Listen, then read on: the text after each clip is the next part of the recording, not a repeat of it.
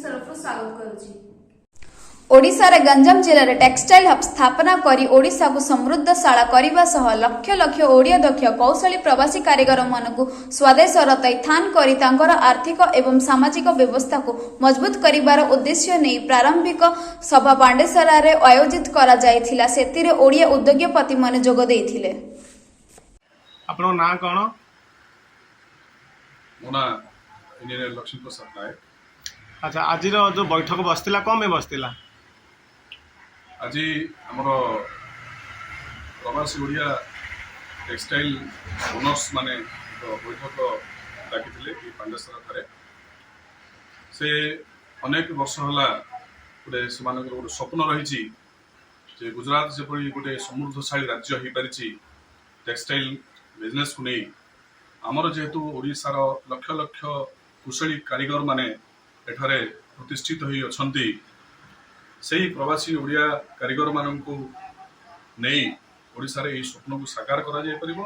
ओडिशा सरकारंकर सहयोग रे जो भली एठे गुजरात सरकार विभिन्न टेक्सटाइल इंडस्ट्रीज को सपोर्ट करिसंती सेमिति विभिन्न आवश्यकता को परिपूर्ण करी ओडिशा रे हमकु जदी पर्टिकुलरली गंजाम एरिया रे जदी टेक्सटाइल हब तैयारी करिया पई सुजोग ओडिशा सरकार दे साहाय्य सहयोग करती टेक्सटाइल ओनर मानू से माने ओडिया बोली नुहति जेकोसी भारत कोण अनुकोण उद्योगपति माने इंटरेस्ट नहीं कि सेठे इंडस्ट्री सेटअप करि परिबे।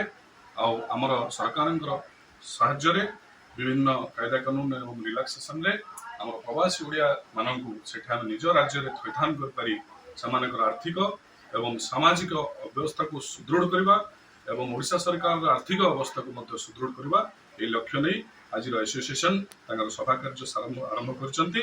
आगामी समय रे ओडिशा सरकार अनुरोध पाई जिबे। मोना लखन नायक मु सूरत रे 30-31 वर्ष रहउछि।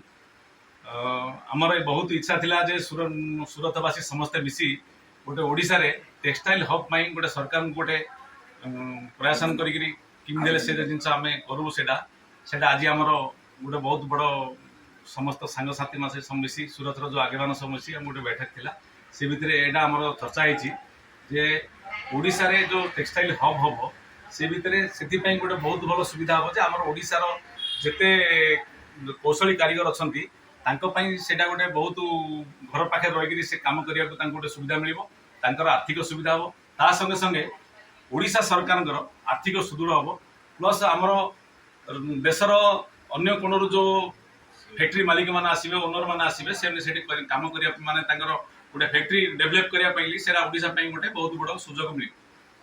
आशा करूछि कि ए महत्वपूर्ण उद्देश्य ओडिशा सरकार सफल करिबा बेली मोर पूरा विश्वास। नमस्कार।